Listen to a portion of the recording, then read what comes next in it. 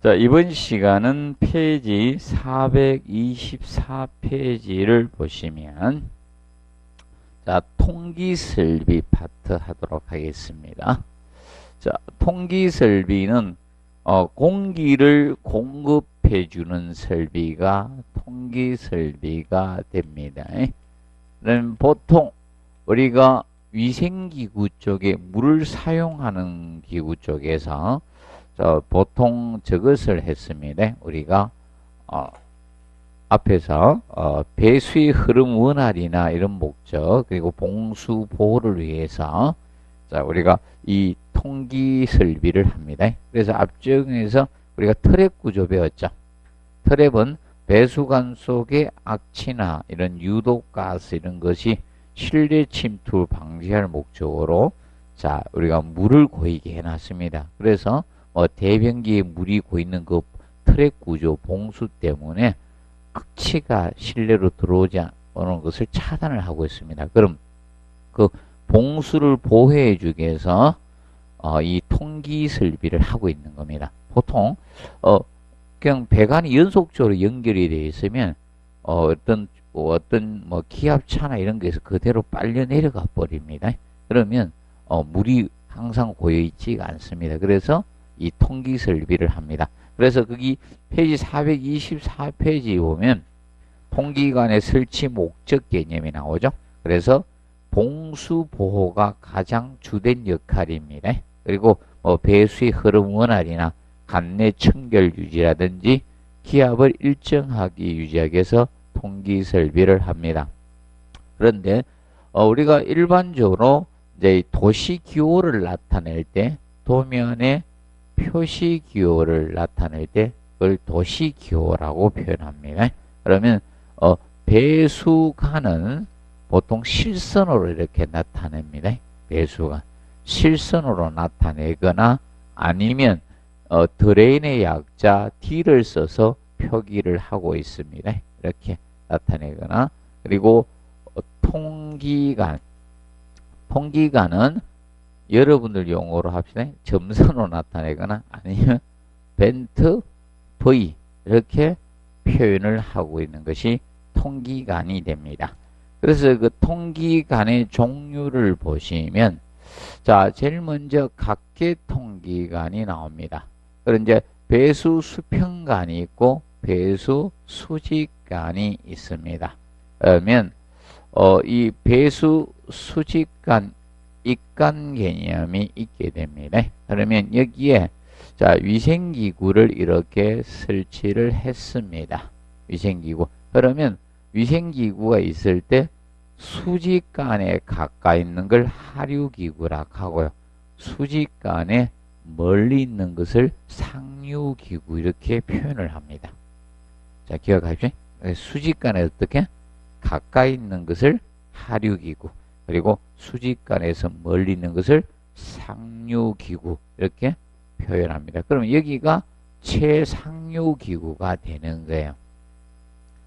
최상류기구 개념이 되고 여기가 최하류가 됩니다. 그러면 이제 통기 이제 수직관이 이렇게 있습니다. 통기 수직관. 근데 수직관을 우리가 줄여서 설립자에서 입관 이렇게도 표현을 합니다.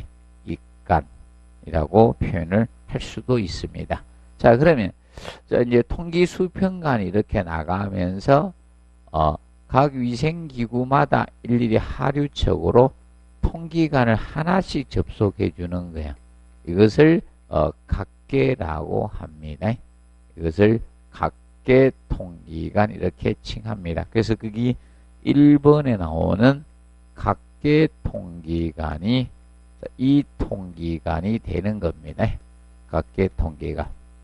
그럼 가장 이상적인 통기관이 각계 통기관 개념이 됩니다. 그런데 자 각계 통기관은 우리가 알아두실 것이 그럼 일일이 배관을 따주다 보니까 비용적인 측면은 많이 들어가는 것이 각계 통기관이라고 보시면 되겠습니다.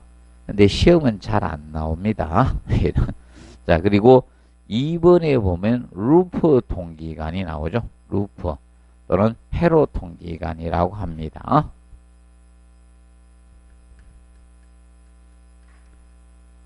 자, 그래서 이 회로 루프 통기관은 자, 이 개념을 의미하고 있습니다. 현재 자, 이렇게 자, 배수 수평간에 이제 기구가 여러 개가 있습니다.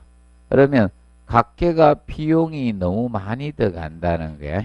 비용적인 측면이. 그래서 좀 줄이자는 겁니다. 그래서 2개 이상의 기구를 담당해서 자, 통기관을 최상류 기구 쪽에다가 접속시켜서 여러 기구를 한 번에 담당하는 겁니다.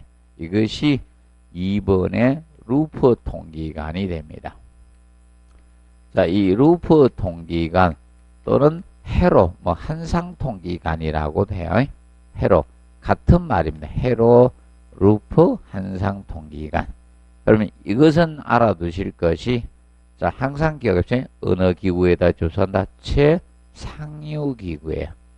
자, 최상류 기구에 하류측으로 접속을 해서 여러 기구를 담당하는 것이 자, 루프 회로 통기관 개념이 됩니다. 루프 회로. 그러면 루프 회로 통기관은 기억하실 것이 자, 얘는 2개 이상에서 몇 개를 담당한다? 8개까지 담당을 할 수가 있습니다. 기구수가 2개에서 8개까지 담당을 하는데 주의할 점은 접속을 어디에 하고 있다? 최상류 기구예요. 최상류 기구 쪽에 접속하는 거예요. 최상류 기구 쪽에 자, 통기관을 접속을 하는 거예요. 통기관을 접속을 하는 것이 바로 이 루프 회로 통기관 개념이 됩니다. 자, 그런데 자, 이때 이제 예능 간경도 알아두셔야 됩니다. 간경은 배수 수평 지간과 통기 수직간 중마다 작은 쪽. 자, 이거는 항상 기억없지? 자, 간경은 2가지가 주어지면 무슨가 꼭 외우려고 하지 마십시오. 2가지가 주어지면 작은 쪽 간경에 작은 쪽 간경이 얼마다? 2분의 1이 작은 쪽 간경의 하프 2분의 1 이상으로 가주시면 돼요. 자, 여러분들이 시험은 혹시 간경이 나오면 회로 루프 통기관이나 아니면 신정이나 결합 통기관에서 답은 됩니다. 답은. 그래서 그 통기관을 정확히 이해 학습을 해 두시면 됩니다. 작은 쪽 간경에 자, 2분의 1 이상이 되어 주시면 되겠습니다. 자, 그리고 자, 3번에 도피 통기관이 나옵니다. 자, 도피 통기관은 바로 어떤 경우가 하면 이 경우입니다. 자, 이 루프 회로 통기관을 하는데 기구가 너무 많다는 거야. 일반 기구, 위생기, 세면기나 이런 거는 8개까지 담당을 할 수 있어요. 그런데 대변기일 때는 많이 담당을 못 합니다. 대변기일 때는 3개까지 담당을 할 수가 있어요. 3개까지. 그러니까 대변기는 부하 단위가 크다 보니까 동일하게 될 수는 없고요. 그래서 자, 이게 예를 들어서 대변기라고 가정하자. 이 대변기가 그러면 5개가 되면 오버페이스한 겁니다. 루프 통기관 가지고는 안 된다는 겁니다. 그래서 회로 루프 통기시 자, 통기 능률 촉진을 목적으로 최하류 기구 쪽에 통기관을 접속해 주는 거야. 자, 이것이 바로 뭔가 하면 도피입니다. 이 도피 통기관은 최하류 기구 쪽에다가 접속해 주는 겁니다. 최하류 기구. 그래서 도피 통기관은 자, 한상 통기관이 무슨 통기관이라 했겠습니까? 루프 회로 통기면 회로 통기에서 통기 능률 촉진시키기 위해서 통기관에서 최하류 기구의 위생기구에 연결해 주는 거예요. 얘는 명심하실 것이 자, 얘 단독으로 설치되지는 않습니다. 누구하고 같이 설치된다? 루프 회로 통기관하고 같이 설치되는 거예요. 그래서 이 도피 통기관은 자, 최하류 기구 쪽에 접속합니다. 최하류 기구 쪽 기구에 연결을 해주는 거예요. 제하류기구 쪽에 접속을 해주는 것이 바로 도피통기관입니다. 제하류기구에 연결을 합니다. 제하류기구. 이것이 자 도피통기관 개념이 됩니다. 그러면 얘는 누가 설치돼야지만 설치가 되는 통기관이다? 루프. 회로가 설치가 돼야 돼. 얘가 설치가 되지 않으면 얘도 설치가 없다는 거예요. 이것이 도피통기관이고요. 그 다음에 섭식통기관은 이것을 섭식통기관이라고 합니다. 지금 현재 자 어떤 경우가 하면 자 이 경우 때문에 생깁니다. 보통 세면기 때문에 생기는데 지금 현재 자 이런 식으로 해서 보통 세면기가 원래 반대로 그려야 되는데 이렇게 그렸습니다. 반대로 그려야 됩니다. 자 세면기가 피트랩을 쓰다 보니까 요새 어떻게 됩니까? 벽에 수직관이 있어요. 이렇게 해서 벽으로 들어가요. 그런데 여기 이제 다른 기구가 이렇게 있었습니다. 그러면 최상류 기구에 접속을 해줍니다. 그러면 사실 여기까지는 무엇인가 하면 루프 회로예요.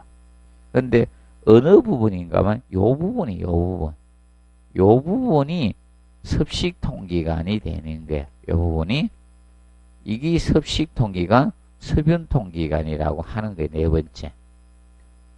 자, 왜 얘가 섭식흡연통기관이 되는가 하면 자, 이 세면기에서 물을 내리지 않을 때는 자, 통기관 역할을 하는 거예요. 그런데 물을 내리면 배수가 되죠. 그래서 섭식이라고 하는 거예요. 보통 통기관은 건식인데 뭐가 내려갔다 해서 물이 내려가서 섭식이 되는 거예요. 그래서 섭식통기관은 바로 항상 회로통기관에 연결되어서 통기와 배수. 그래서 요거는 항상 기억하십시오. 뭐하고?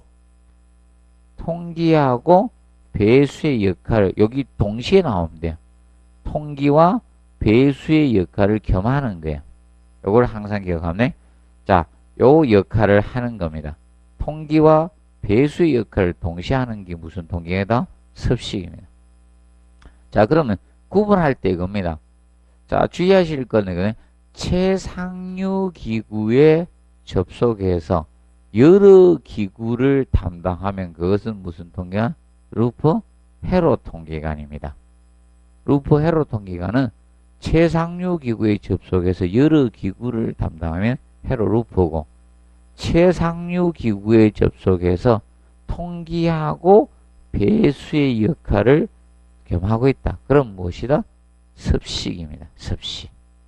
그러면 여기 요 단어가 더운데 배수라는 단어가 더우면 섭식이 되는 겁니다. 물이 내려갔기 때문에. 그 점 기억하시고 그 다음에 5번에 신정통기관이 나오죠. 신정통기관은 이 배수 수직관을 그대로 연장한 거예요. 얘를.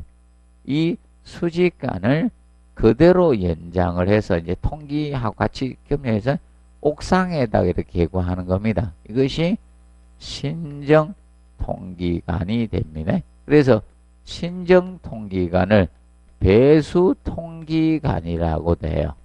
배수 수직관에 공기를 직접 공급해 준다. 그래서 이것을 신정통기관이라고 합니다. 그래서 여러분들 옥상에 가면 자주 보는 거예요.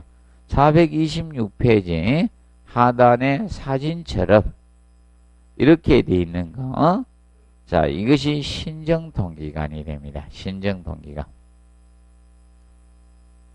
그래서 신정통기관은 옥상에 보시면 이렇게 보입니다. 네, 옥상에 하단에 사진 있죠. 우측 하단에.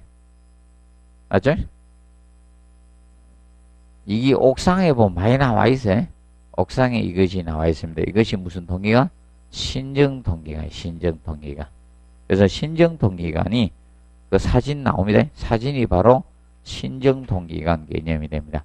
그래서 신정통기관은 배수 수직관 끝을 그대로 올려준 거예요. 연장, 간경 줄이지 않고. 그래서 신정통기관은 항상 기억하십시오. 배수 수직관하고 간경이 동일 간경이에요. 배수 수직관하고 동일 간격입니다. 동일 간격으로 설계가 되는 게 신정통기간이 됩니다. 신정통기간. 기억하시고요. 그러면 얘는 모든 그 수직간이나 통기간 공기를 다 공급해 주는 게 신정통기간입니다. 그래서 통기간 중 가장 간격이 큰 것이 누구다? 신정통기간이 가장 간격이 큰 겁니다. 그렇게 보시면 되고, 그 다음에 5번에 보시면 결합통기간이 나옵니다. 자, 결합통기간, 이것이 결합통기간입니다. 자, 배수수직간하고 통기수직간. 자, 어떤 경우가 하면, 자, 여기에서 물을 내립니다. 물을 내리면 배수관에 물이 흐르고 있을 때 이 배수수직간을 통해서 공기가 공급이 안 되는 거예요.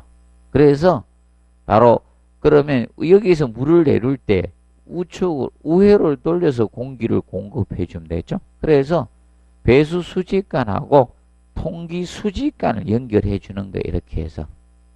이렇게 해서 연결해 주는 거. 이것이 무슨 통기간? 결합입니다. 얘가 결합통기간이 되는 거예요. 자, 결합통기간은 시험에 제일 많이 나왔습니다. 얘가 결합통기간이. 그래서 결합통기간은 고층 건물에서 배수수직간과 통기수직간을 연결해 준 통기간이 무슨 통기간? 결합통기간이 됩니다. 결합통기간. 그러면 자, 얘는 목적이 어떤 목적입니까? 결합통기간 고층 건물에서 배수 수직간의 통기를 하기 위해서 공기를 공급하기 위해서 해주는 게 무슨 통기간? 결합통기간이에요. 명심하세요. 결합통기간의 목적은 배수 수직간에마다 공기를 공급해 주는 거예요. 자, 그럼 배수 수직간에 공기를 공급해 주는 게 몇 가지, 통기하는 게 몇 가지 있다? 두 가지가 있는 거예요. 무슨 통기하고? 신정통기간하고 결합통기간. 이 두 가지가 배수 수직간에 공기를 공급해 주고 있는 통기간이다 보시면 됩니다. 그런데 6번에 간격 체크하시고 통기 수직간과 배수 수직간 중보다 작은 쪽 간격 이상으로 하면 돼. 작은 쪽. 자, 이거는 하퍼가 들어가면 안 된다. 하퍼가 들어가면 안 돼요. 하퍼가 들어가서 안 돼. 이거는 어떻게 해야 된다? 작은 쪽 간격 이상으로 하면 돼. 자, 그러면 예를 들어서 해줄게. 자, 통기 수직간이 100mm이고 배수 수직간이 150mm로 설계됐습니다. 그럼 결합 통기간 간격은 얼마가 최소가 돼야 된다?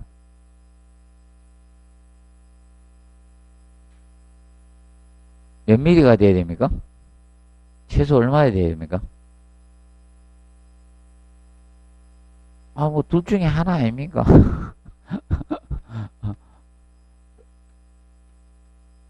자신감을 가지는 배수 통기 수직간이 100mm고 그리고 배수 수직간이 150mm입니다. 150mm.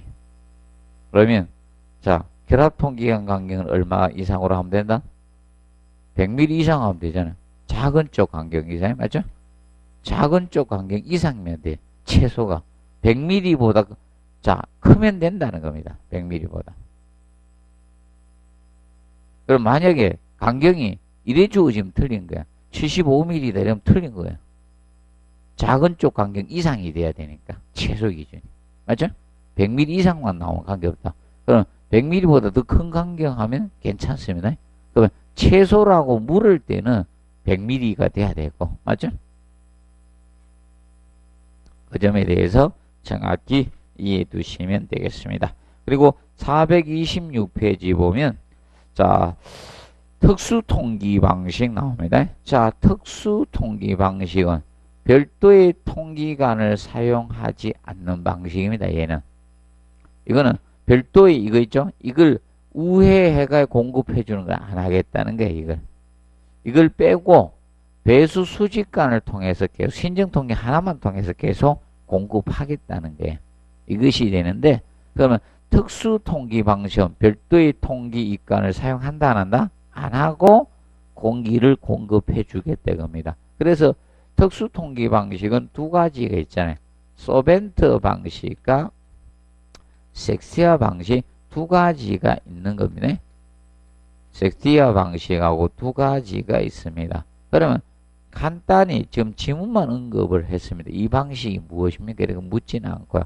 그러면 소벤트 방식은 공기 분리 이염새하고 공기 혼합 이염새를 활용한 거고, 얘는 공기 혼합 이염새를 이용해서 우리가 처리하는 거. 그 방면에 섹티아 방식은 섹시아 이염새하고 섹티아 곡간을 활용하는 방식이에요.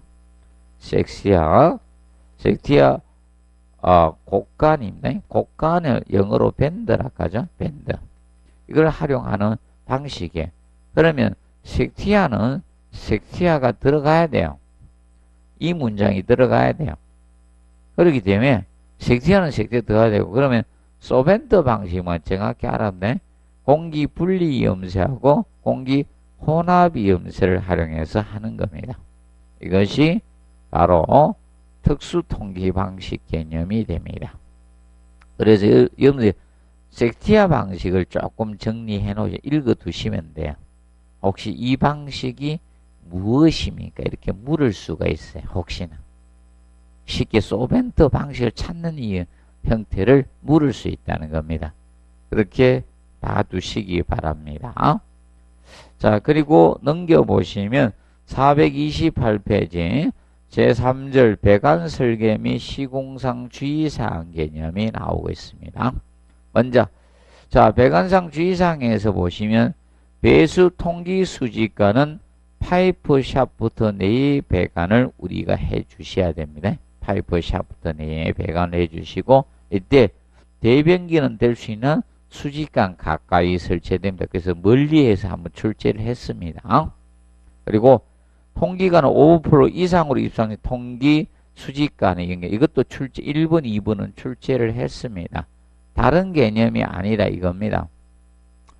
자, 현재 예를 들어서 이렇게 세면기가 이렇게 있었어요. P트랩을 우리가 사용해서 배수 수직간에 이렇게 접속을 해서 여기가 P트랩이에요. 이렇게 설치해주면, 그러면 여기가 오버플로 선이 여기 이렇게겠죠. 여기 오버플로 면입니다. 여기가 세면기. 그러면 자, 이렇게 통기관이 있을 때, 자, 이 통기 수직간 입간이 있다는 겁니다. 있을 때 기본적으로 이거죠. 이제 통기관을 접속을 해줄 때, 통기관은 자, 트랩의 여기가 유입구고 여기가 유출구. 그러면 유입구를 상류측이라고 합니다. 여기가 상류측, 유출구가 하류측이라고 해요. 하류측. 그러면 통기관을 이렇게 접속할 때 이겁니다. 요 높이가 통기 입간하고 수직간하고 통기를 접선 요 높이가 오버플로선보다 높은 위치가 돼야 된다 이 뜻입니다. 요 위치가. 그래서 요 위치가 보통 오버플로선보다 150mm 이상 높은 지점에서 해주면 됩니다. 기본적으로 150mm 이상 높은 지점에서 처리해 주시면 되겠습니다. 그겁니다. 이상 이하 요 가지고 시험을 출제를 했습니다. 그리고 3번에 오버플로가는 아직 요건 출제 안 됐으면 트랩의 뭐다? 유입구 측에 연결해야 돼. 유입구. 오버플로된 이 간은 오버플로가는 트랩의 유입구 측에, 그래서 이 오버플로가는 넘친 간은 유입구 상류측으로 와야 돼요. 그러면 유출구 쪽 하류측에는 뭐가 오고 있다? 통기관이 접속돼요. 명심하세요. 그러면 통기관은 이 간격의 요 2배 떨어진 위치에다 접속을 하면 2배 이상 떨어진 위치에. 그렇게 그러면 여기서 공기를 공급해줘야지 여기 봉수가 고여있게 되는 거예요. 만약에 물이 꽉 차서 흐르면 어떻게? 그대로 따라 내려가요. 봉수가 파괴되니까 여기에서 통기관을 공기를 공급해줘야지 봉수가 유지되고 있는 거예요. 이런 형태로 설계를 하고 있습니다. 그래서 유입구 꼭 체크하십시오. 아직 출제 안 됐기 때문에 다음번은. 그리고 바닥 아래 통기 배관은 검열. 자, 제가 통기관은 항상 어떻게 따졌습니까? 위에서 다 따주죠. 밑으로 따면 안 돼요. 만약에 통기관을 여기 자 봅니다. 통기 바닥 아래에서 땄다 가정합시다. 자 바닥 아래에서 따면 어떻게 됩니까? 여기서 이렇게 따면 배수관 돼버려요. 공기 공급 안 됩니다.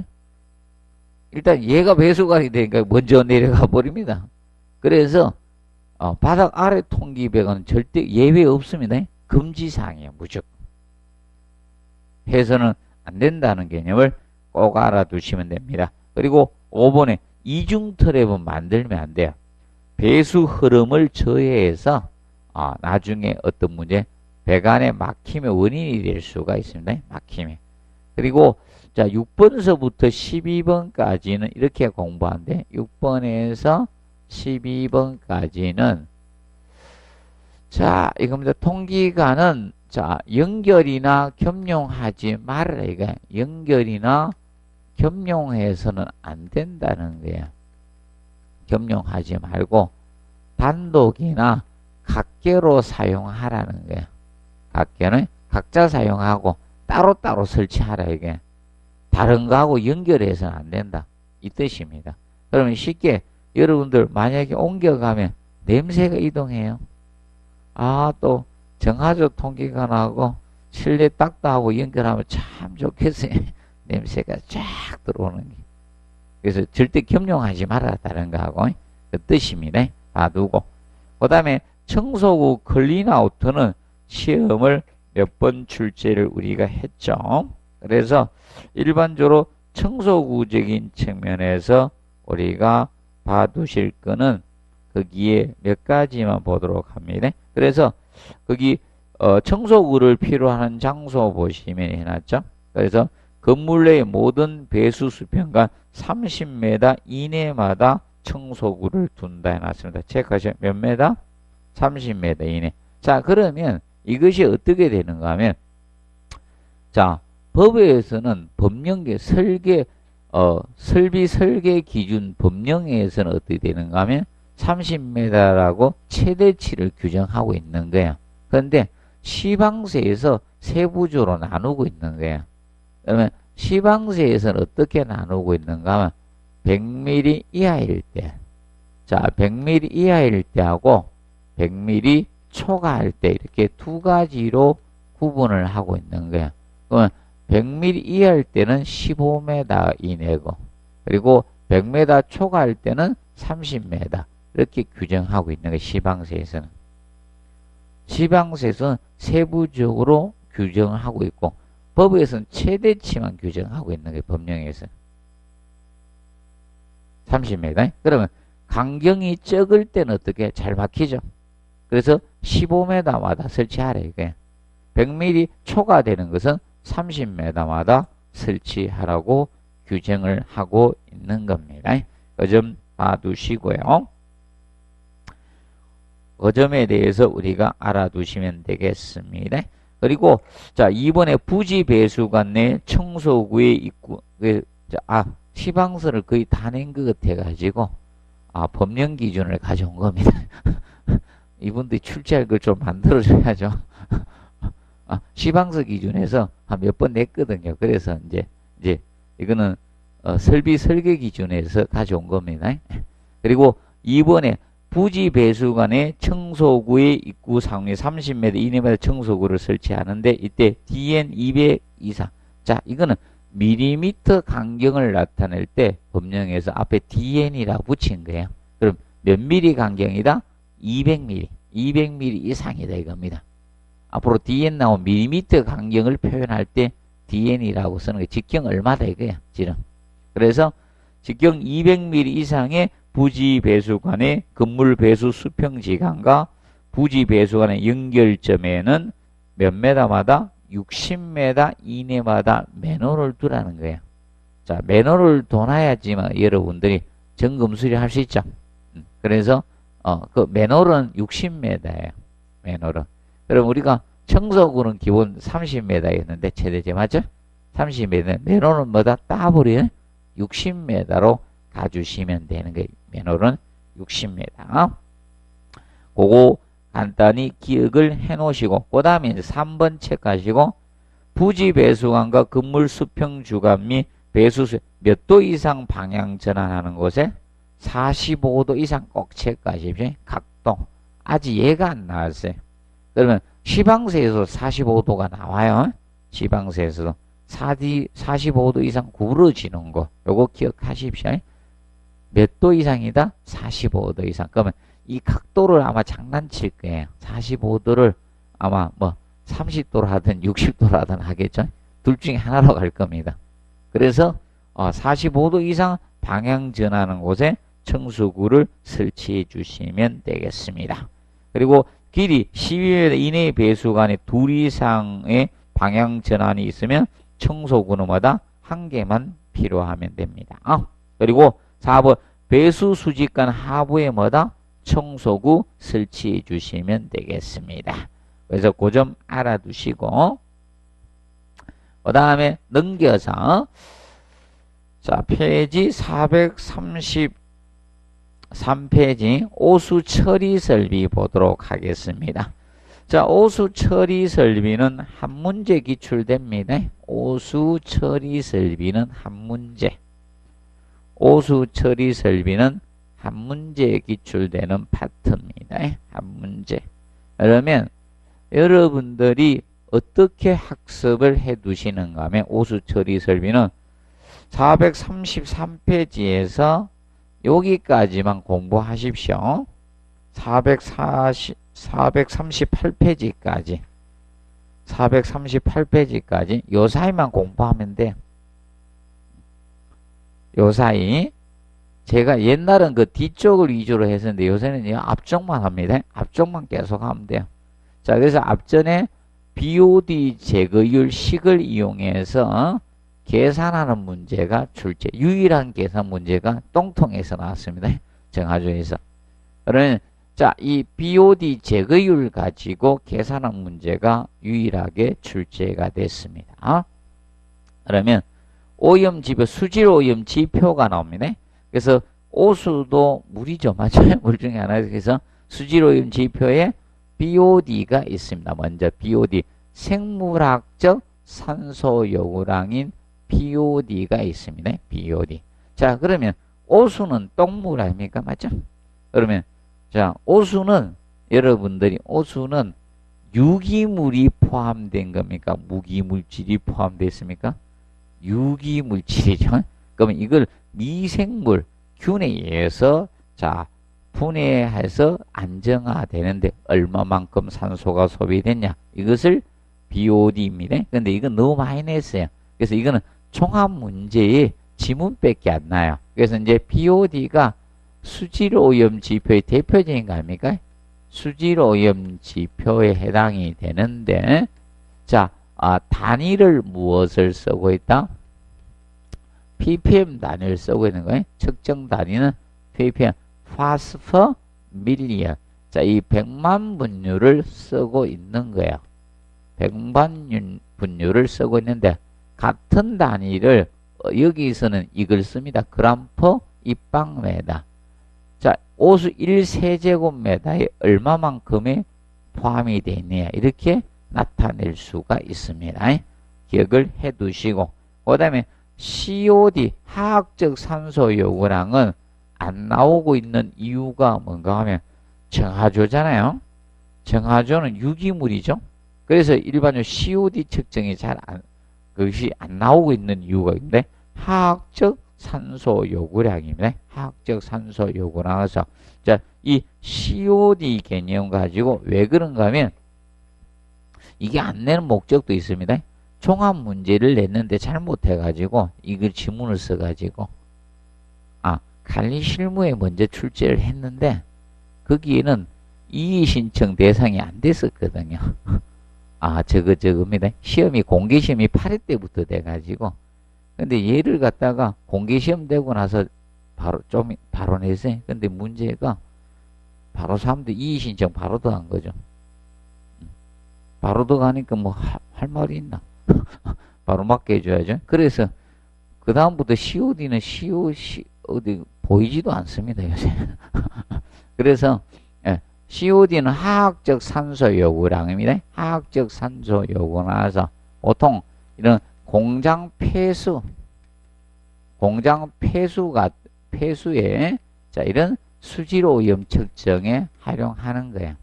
수질 오염 측정에 활용하는 것으로서 자, 이 COD는 측정 시간이 짧습니다. 그래서 보통 거기 이렇게 해놨죠. 화학적으로 안정화되는 데죠. 화학적으로 안정된 물질로 변하는데 산소 요구량하고 가는. 그래서 그 화학적이 뭔가 하면 화학적이 자, 보통 산화제를 투입합니다. 가망간산 칼륨을 투입해요. 그래서 이 가망간산 칼륨을 투입을 해서 안정화되는데 얼마만큼 산소가 소비됐냐 이걸로 측정을 하는 겁니다. 그래서 측정 시간은 한 2-3시간 밖에 안 걸려요. 측정 시간은 짧아요. 2-3시간 정도 걸립니다. 굉장히 짧게 측정을 할 수가 있는 거예요. 자, BOD 같은 경우는 5일 동안 시료를 방치했다가 측정을 해야 돼. 미생물에 의해서 분해를 하기 때문에 오래 걸려요. 근데 빠르게 측정할 수 있는 게 COD다 보시면 됩니다. 그리고 얘도 측정 단위는 동일합니다. 자, 얘도 ppm, 파스퍼밀리언 ppm 단위를 쓰고 있습니다. 그리고 DO, 용존산소가 나옵니다. DO, 용존산소. 자, 용존산소는 일반적으로 우리가 이건 16회 때 출제가 되었습니다. 물속에 녹아있는 산소의 양을 용존산소량이라고 합니다. 그리고 SS도 14회 때 출제가 됐습니다. SS. 자, 부유물질이죠. 오수의 탁도를 나타내는 게 SS입니다. 그리고 둘 다 측정 단위는 다 ppm 단위 쓰고 있습니다. 둘 다 단위는 ppm 단위 쓰고 있습니다. 간단히 기억하시고, 자, 스컴은 오수 표면에 오물 찌꺼기를 스컴이라 해요. 이거하고 헷갈리지 않도록 합시다. 활성온이는 자, 이거는 미생물 덩어리예요. 이 미생물 덩어리를 갖다가 활성온이라고 하고, 활성온이는 미생물 덩어리를 활성온이라고 해요. 활성온이는 미생물이 균이죠, 균. 이게 호기성 균 덩어리. 그래서 미생물 덩어리를 활성온이라고 칭합니다. 그리고 434페이지 보시면 용어 정리 나오는데 하수도법의 용어 정리예요. 하수도법의 용어 정리에서 자, 그 7번에 보면 함유식 하수 갈로가 있고 8번에 분류식 하수 갈로가 있어요. 두 가지를 구분 좀 해 두시면 됩니다. 그러면 자, 함유식 하수 갈로 개념과 자, 이 분류식 하수 갈로 두 가지의 자, 옛날은 이게 갈로가 저 길로자를 쓴 게 아니고 강거라고 썼었습니다. 그런데 지금은 갈로로 되어 있습니다. 차이점을 우리가 알아두시면 되겠습니다. 차이점을. 자, 그러면 함유식 하수 갈로는 함께 흐르도록 한 거예요. 그러면 자, 오수하고 정화조에서 나오는 오수하고 빗물 우수나 치하수를 함께 흐르도록 한 거예요. 함께 흐르도록 한 갈로가 함께 흐르도록 한 겁니다. 함께 흐르도록 한 겁니다. 흐르도록 한 것이 바로 함유식 하수 갈로가 됩니다. 그러면 함유식 하수 갈로가 설치되면 오수를 함께 흐르도록 하니까 문제점이 뭐가 생깁니까? 더러운 물이 흐르면 냄새나죠. 맞죠? 그래서 이 함유식 하수 갈로가 설치된 지역은 여기는 무조건 정화조 설치 대상에 여기 건축물은 정화조 설치를 해야 되는 거야. 함유식 하수 갈로가 설치된 지역은 건물에 정화조 설치를 해야 돼요. 정화조를 설치해서 오수를 어떻게 됩니까? 처리해서 오수를 처리해가지고 정화조에 처리해서 흐르도록 해야 되는 거예요. 방류해야 됩니다. 그냥 방류하면 냄새 나서 안 됩니다. 자, 그러면 분류식 하수관로는 분류를 하겠다는 거예요. 오수는 오수대로 빨아가는 거예요. 그러면 신도시들은 전부 다 이거예요. 분류식 하수관로.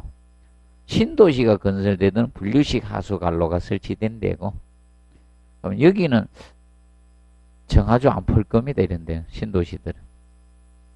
세종신도시 당연한 거고. 예. 그러면 자, 이겁니다. 혹시 세종시에 사시는 분이 있습니까? 안 퍼죠? 똥차 옵니까? 모르니까 못 볼 수밖에 없습니다. 다 뽑아가니까 그런 데는. 그래서 자, 오수는 오수대로 흘러가고, 자, 우수하고 지하수를 따로 흐르도록 한 거예요. 이게 따로 흐르도록 한 겁니다. 그렇기 때문에 뽑아가는 거예요. 그러면 분류식 하수관로가 물 치면 여기는 건축물에 정화조 설치가 없는 거예요. 분류식 하수관로는. 그래서 이 도시는 자, 다 뽑아가겠다는 겁니다. 그래서 나중에 비용은 관리비 청구돼서 같이 나오게 될 겁니다. 자, 그렇게 보시면 됩니다. 자, 정리해 두시고, 그 다음에 435페이지 보면 BOD 제거율이 나오죠. 자, 많이 냈습니다. 계속 보십시오. 제가 BOD는 끝났다고 했는데 BOD 제거율은 아직도 진행형이다 이랬습니다. 그래서 계속 공부하십시오. 자, BOD 제거율은 재미난 겁니다. 이거 쉬운데도 자꾸 틀리니까 자꾸 내는 겁니다. 다 맞추시면 안 될 건데. 다 맞추시면 안 될 건데 자꾸 틀려. 그리고 계산 문제라고 아예 찍는 분들이 많습니다. 수험생 중에. 계산 문제 나오면요, 수험생분들이 어떻게 하는가 하면 딱 보고요, 아예 안 풀어. 시설계론 계산 문제는. 아니, 농담이 아닙니다. 50%는 안 풉니다. 자동 50%는 틀립니다. 계산 문제는.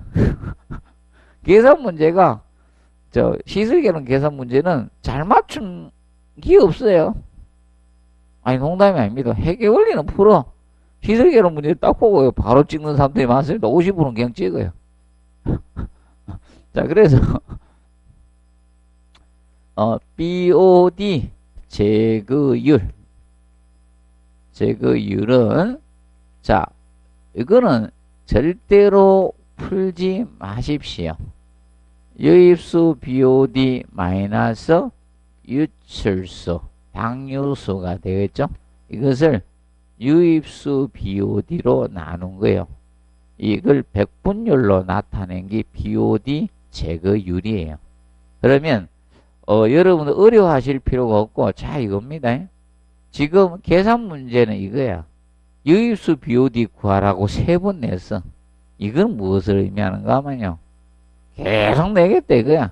BOD 제거율도 한 번 구한 거 안 내고, 유출수 방류수 BOD도 한 번 구하고 안 내고, 계속 유입수만 내고 있다는 것은 계속 내겠다는 표현이에요. 종료형 문제를 제가 알고 있기 때문에 이제 더 이상 안 내겠다 하면요, 문제 내는 유형이 있습니다. 근데 계속 내겠다는 겁니다.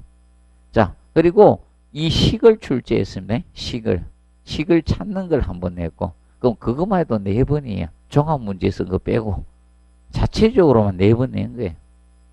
자, 그래서 기억하시고, 이 BOD 제거율이 바로 뭘 나타낸다? 정화조의 성능을 나타내는 거예요. 정화조의 자, 이 성능을 나타내는 지표입니다. 성능을 나타내는 지표가 BOD 제거율이 됩니다. BOD 제거율입니다. 자, 그러면 이 BOD 제거율, 정화조의 성능을 나타내는 이 BOD 제거율 개념은 바로, 자, BOD 제거율이 높을수록,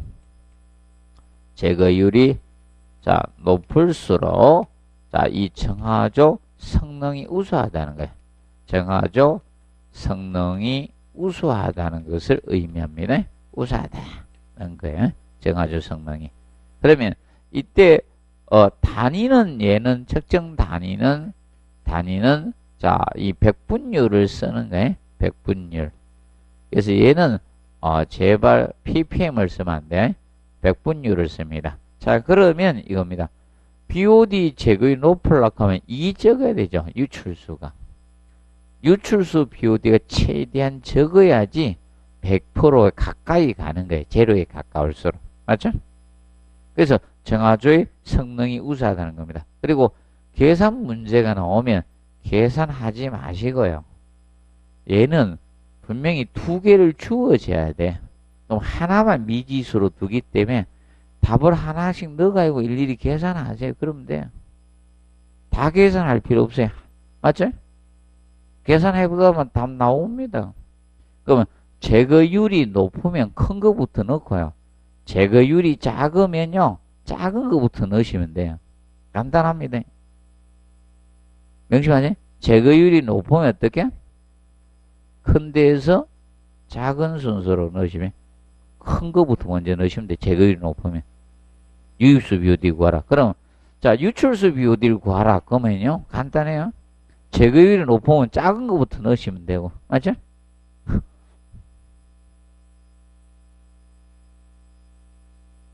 검사만 하세요. 풀면 틀려요. 푸시는 게 안 좋은 거예요. 그냥 답을 넣고 검사를 해보면 돼요. 이거는 식이 요거니까 요거밖에 없으니까 그냥 답을 넣어 검사만 하시면 돼요. 자, 기억을 해 두시고, 자, 그 다음에 이제 436페이지 보면 오수 정화 처리 방식이죠. 자, 물리적 처리 방식은 자, 스크린, 침전, 교반, 여과 이런 게 물리적 처리 방식입니다.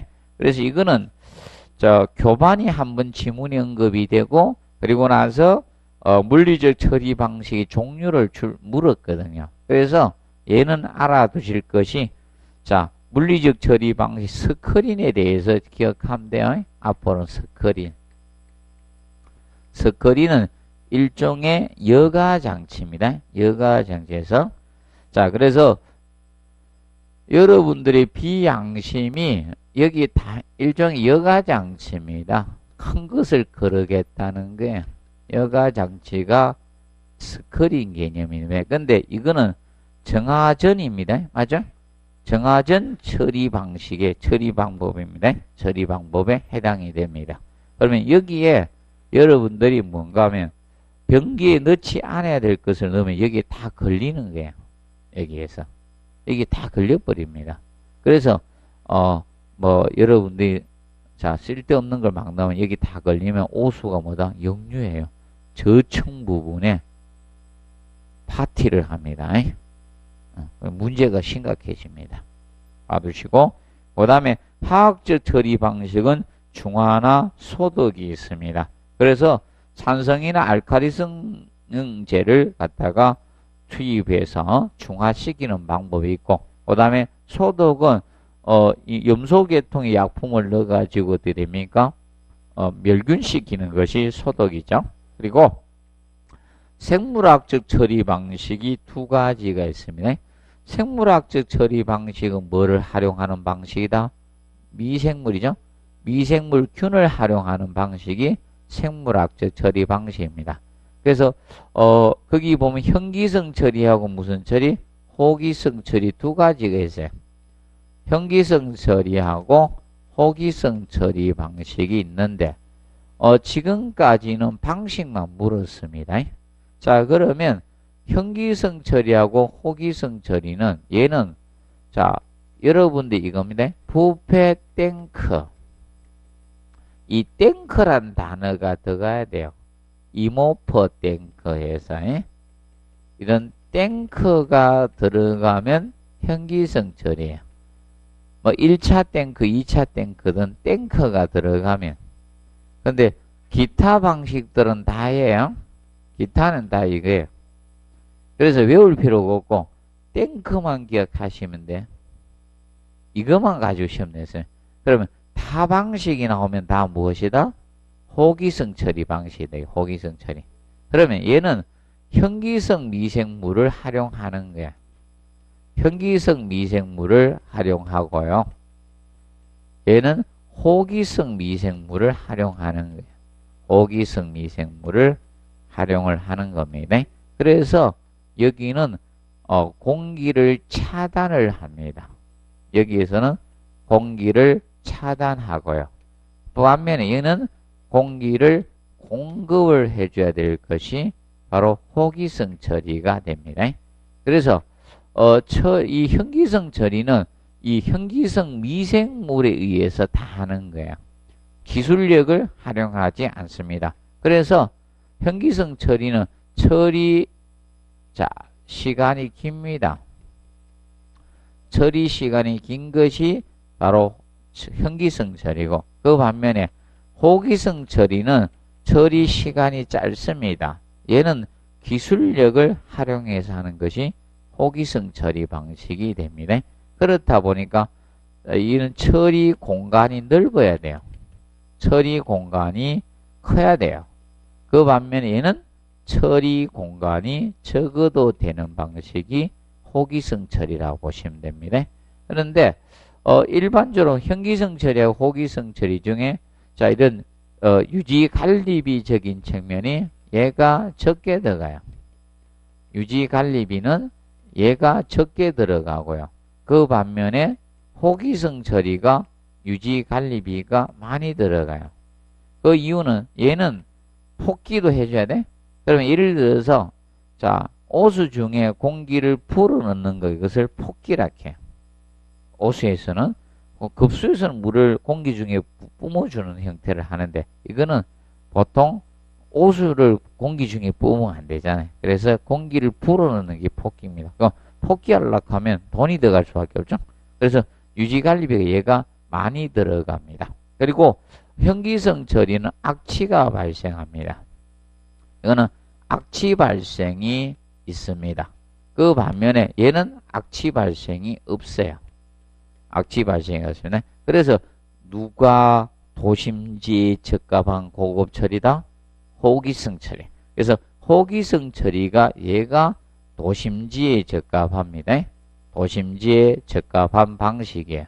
자, 그래서 지금 도시 공동주택은 호기성 처리 방식으로 가고 있는 거예요. 그래서 우리가 하고 있는 게 장시간 폭기 방식을 쓰고 있습니다. 공동주택이. 아파트에서 냄새 나면 되겠어요? 아파트에 냄새 나면 되겠습니까? 안 되겠습니까? 안 되겠죠? 그래서 이 방식을 쓰는 게 호기성 처리 방식을 쓴다라고 보시면 되겠습니다. 그 다음에 437페이지 보면 오물 처리 설비의 정하조, 오수만 처리하면 정하조라고 표현합니다. 오수만 처리하면 정하조. 그래서 거기 보시면 설치 대상 나오죠? 하수 처리 구역 밖이냐 하수 처리 구역 안이에 따라서 다릅니다. 그러면 하수 처리 구역 안에서는 함유식 하수가 설치된 지역은 정하조를 설치해야 돼요. 그러면 도시는 하수 처리 구역 안이 되겠죠. 그러면 하수 처리 구역 밖에서는 일일 오수 발생량이 2세제곱미터 이하입니다. 2세제곱미터 이하의 건물을 설치하려는 자는 정하조 설치를 하라 이겁니다. 그럼 예를 들어서 이겁니다. 여러분들이 촌에서 무엇을 한다? 단독주택을 짓고자 한다 이겁니다. 그러면 정하조를 어떻게? 설치하라 이거예요. 설치하라 이겁니다. 자, 그리고 넘겨보시면 정하조는 부패 탱크하고 장기 폭기 방식이 있습니다. 그리고 오수 처리 시설 보십시오. 오수 처리 시설은 오수하고 잡배수하고 둘 다 처리하는 것을 뭐라 한다? 오수 처리 시설이라 해요. 그래서 오수 처리 시설은 오수도 처리하고 잡배수도 다 처리하자는 겁니다. 그게 오수 처리 시설이에요. 그러면 여러분들 이겁니다. 단독주택의 여러분 예를 들어서 단독주택에 정화조물만 처리해서 내보내면 되지. 수세집행기 했을 때. 아, 집에서 생긴 목욕물 다 처리하려고 비용이 많이 들죠. 정화조 커져야 되잖아. 그렇기 때문에 오수 처리 시설은 자, 일정 규모 이상이 돼야 돼. 그래서 그 밑에 438페이지 하단에 보시면 하수 처리 구역 밖에, 왜냐하면 여러분 도시는 다 하수 처리 구역 아닙니다. 그래서 하수 처리 구역 밖에 일 오수 발생량이 2세제곱미터 초과되는 경우는 뭘 설치한다? 오수 처리 시설을 설치하자는 거예요. 오수 처리 시설을. 그러면 쉽게 이겁니다. 도시가 아는데도 저런 데 가면 저 있잖아. 자, 환경 좋은데 물 좋고 산 좋은 이런 데도 호텔 짓고 콘도미니엄 지어놨잖아요. 그러면 콘도미니엄에 지나는데 거기 아이고 생활배수 처리 안 해가 자연으로 다 들어가면 좋겠습니까? 와서 샤워 목욕하고 막 이런 물이죠. 샴푸한 물이 그대로 하천이나 강에 흘러 들어가면 안 되잖아요. 그걸 처리하자 이겁니다. 그게 무슨 시설? 오수 처리 시설이라고 합니다. 그래서 그 대상 알아두시고, 그 다음에 그래서 혹시나 부패된 것이 오물 정화조는요, 혹시나 이것만 기억을 해 두시면 됩니다. 그래서 그 순서가 어떻게 되는가 하면 제일 먼저 부패조로 가요. 혹시나 해서 요것만 기억하세요. 오수의 흐름이 부패조로 가요. 오수가 유입이 되면 부패조로 가서 여가조로 가서 산화조, 소독조, 방류 이렇게 돼요. 그래서 부여산소방 이렇게 외우시면 돼. 부여의 산소에 방이 있다 이렇게 외우시면 돼. 산소방, 부여산소방이라 외우시면 되고, 이때 여가조는 오수의 흐름이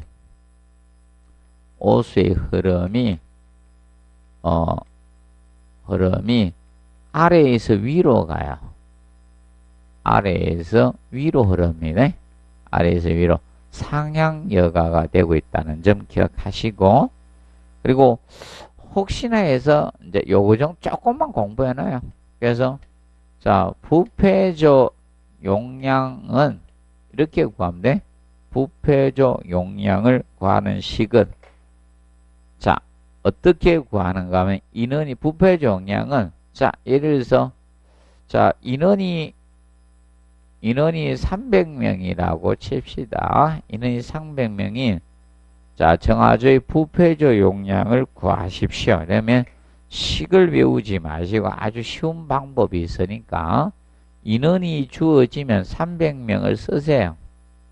200명이든 150명이든 주어지면 그러면 찍으세요. 뒤에서 소수점을 하나 찍으세요. 명심하세요. 어디서 찍는다? 변은 앞에서 떨어진다? 뒤에서 떨어진다? 뒤에서. 그래서 찍고 플러스 1만 하십시오.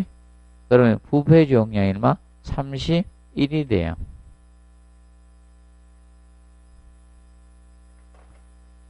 부패조 용량 구하는 것을 어떻게 하라? 소수점 찍고 플러스 1만 하십시오. 플러스 1만 하면 돼. 그러면 31이 됩니다. 자, 그러면 예를 들어서 200명이었다. 그럼 얼마 된다? 찍고 플러스 1. 그럼 얼마? 21 입방매다. 찍고 플러스 1만 하면 돼요. 그래서 이렇게 계산을 해 주시면 됩니다. 그러면 이것이 이제 부패조 용량이고, 이것이 이제 부패조 용량이에요.